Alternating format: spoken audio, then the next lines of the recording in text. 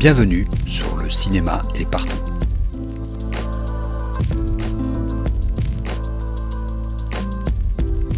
Un podcast sur l'industrie du cinéma et ses évolutions.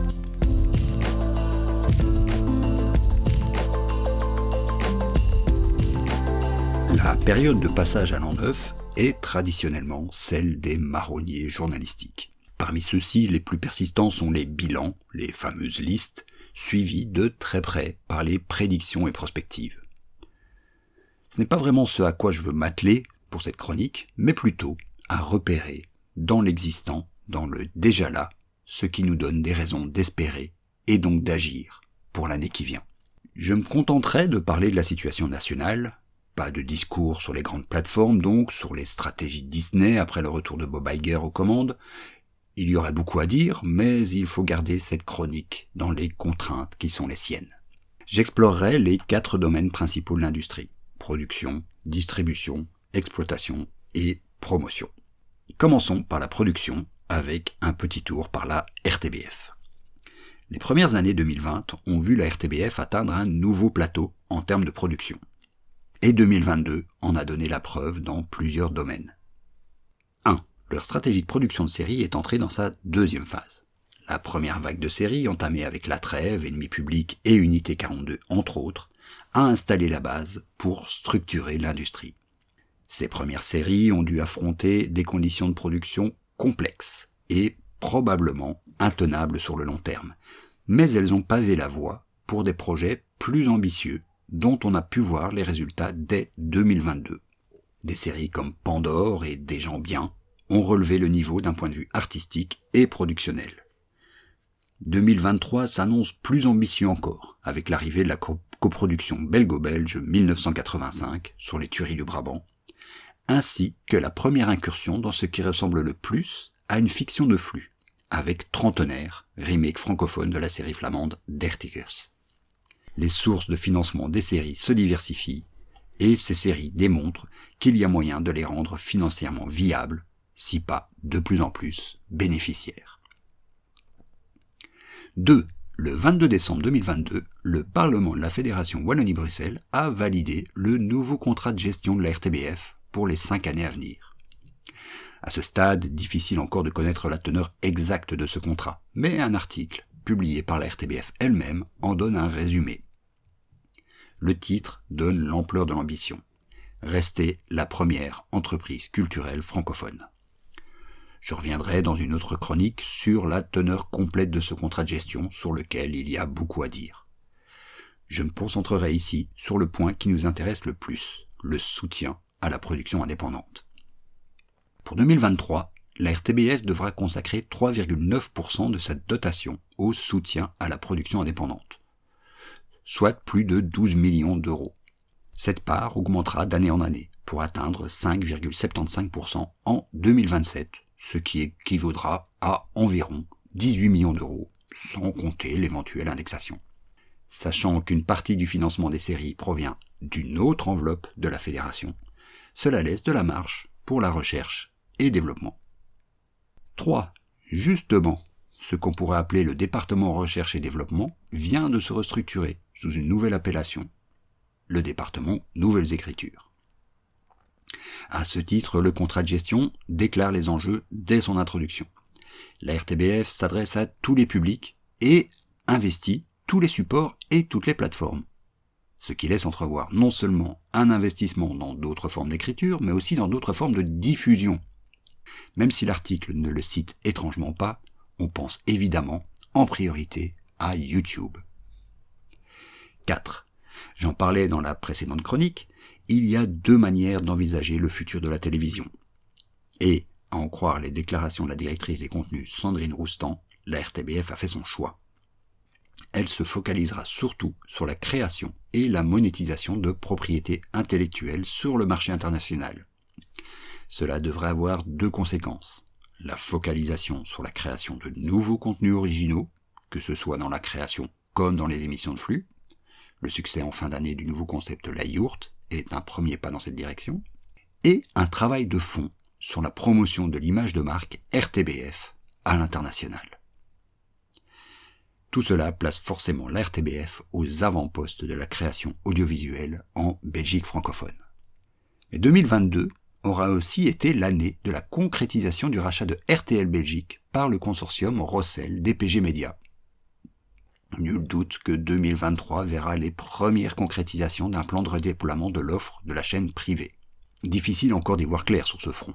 Le groupe RTL reste à ce jour une entreprise de droit luxembourgeois, qui ne tombe donc que dans une moindre mesure dans les obligations de la fédération, notamment en termes de production.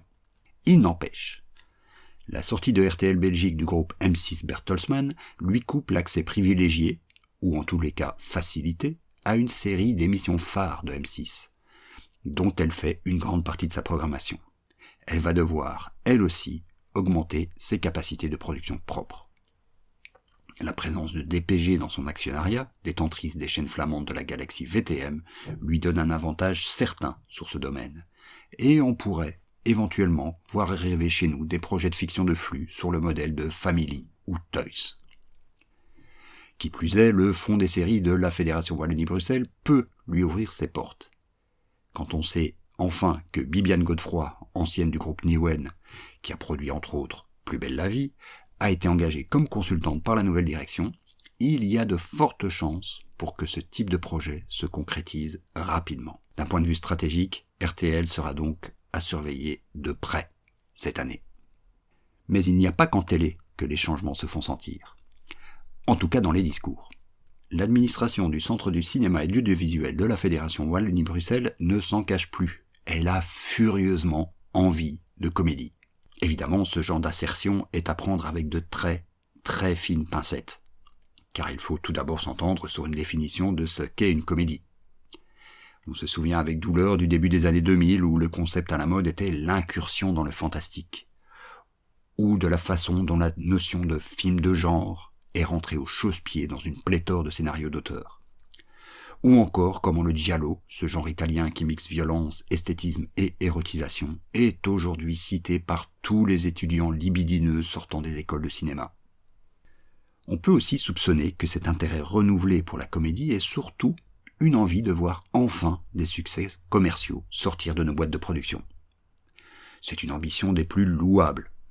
Mais cette focalisation sur la comédie comporte un risque, celui de vouloir singer la comédie française, qui, il faut bien l'avouer, n'est pas un exemple d'inventivité ni de subversion. Enfin, ce désir devra malgré tout se confronter à la réalité institutionnelle. La structuration en commission des financements publics apporte certes les meilleures garanties démocratiques, mais elles sont aussi, de fait, par la force de l'institution elle-même, de puissantes machines de lissage. Les comédies, comme toutes les formes de cinéma populaire, y partent avec le désavantage ontologique qu'elles sont un jeu avec les codes, avec, soyons directs, l'esthétique bourgeoise. Il y a donc lieu de se réjouir de ce nouvel intérêt, au moins en parole pour le cinéma populaire. Intérêt qui n'est d'ailleurs pas le seul fait de notre fédération, mais il convient de rester prudent et de surveiller sa concrétisation en actes. Passons à la distribution. La distribution est probablement le maillon de la chaîne qui a eu le plus à souffrir de ces années de crise. Et elle a donc été amenée à se réinventer plus vite que tout autre. Et même si cela ne saute pas aux yeux, du changement, il y en a eu. Ou plutôt l'accélération d'une tendance lourde, la spécialisation. Cinéma d'auteur, production nationale, comédie française, cinéma d'animation, documentaire, la segmentation devient de plus en plus visible. Bien sûr, tout cela n'est pas que stratégique, il faut aussi compter sur les effets de bord. Les partenaires internationaux, notamment français, se spécialisent eux-mêmes, entraînant leurs clients belges dans leur sillage. Néanmoins, cette spécialisation, je le répète souvent, a du bon, dans la mesure où elle permet de développer une stratégie de marque, d'identifier et entretenir avec plus de précision un public cible. Toutes choses qui sont d'une importance capitale dans le marketing digital, qui plus est à l'approche de la fin des cookies tiers, où les données propriétaires deviendront indispensables. 2023 devra par la force des choses être l'année de consolidation de ces transformations. Les distributeurs sont les porteurs, de fait, de la stratégie de promotion des films. Les bouleversements de la presse traditionnelle, dont je parlerai plus loin, et des canaux de promotion en général devront, à n'en pas douter, amener à prendre des choix stratégiques. Fragiliser certains seront sans doute dans une alternative aussi simple qu'angoissante, s'adapter ou mourir. Enfin, l'exploitation. Malgré la crise profonde et la baisse sévère du nombre de spectateurs, l'exploitation reste à mon sens l'un des secteurs les plus dynamiques de l'industrie. L'industrie du cinéma s'est profondément métamorphosée, avec un écart qui se creuse toujours plus entre blockbuster et ce qu'on appelle de manière très générique le cinéma d'auteur. Les distorsions sont de plus en plus criantes. Il y a quelques mois à peine, on pouvait voir un paysage déserté de blockbusters, alors que les bilans de fin d'année ont fait émerger une série de cartons dévastateurs. Au point que nos voisins français, toujours aussi amateurs de psychodrame, ont accueilli avec effroi la nouvelle qu'aucun film français n'atteignait le top 10 du box-office cette année. Alors que dans le même temps, la part du cinéma national dans le box-office global repassait devant le cinéma US. Donc certes, une poignée de films rafle les médailles, mais derrière, la masse discrète gagne des points. Pour l'exploitation en elle-même, cet état de fait redynamise le réseau des salles indépendantes. En France toujours, une valse de rachats, de nouvelles ouvertures de salles dans de très petites agglomérations ont émaillé les derniers mois de l'année. Chez nous, on en a encore au frémissement, mais des salles rouvrent, sont reprises et animées par des passionnés. Alors que les multiplex font le pari de la premiumisation et de la diversification vers l'e-sport ou l'événement sportif et culturel, on peut faire le pari d'un retour de la petite salle, de la curation de la programmation. Le rapport du CNC, dont je faisais état il y a quelques mois, démontrait le dynamisme des salles de province, dans les agglomérations françaises de 20 000 habitants ou plus. Il y a en Belgique 150 communes entre 20 et 100 000 habitants, 130 entre 20 et 50 000. Étant donné la densité de la population en Belgique par rapport à la France, la comparaison s'avère hasardeuse. Mais si on se tourne vers les Pays-Bas, on se rend compte qu'il reste un énorme potentiel de développement dans de plus petites structures, plus locales. Des cinémas de quartier, dans un premier temps, mais aussi des réimplantations dans de petites agglomérations. Et puisqu'on vient de faire un détour par la Hollande, il y a lieu de mentionner l'importation chez nous de la carte Cinéville, qui réplique le succès hollandais. Lancée courant 2022, elle a déjà réussi un solide exploit, réunir des salles que tout désignait comme concurrentes à Bruxelles. Il y a encore un énorme chemin à faire en termes de promotion, de communication, de dynamisation de la communauté pour atteindre le niveau d'excellence du modèle hollandais.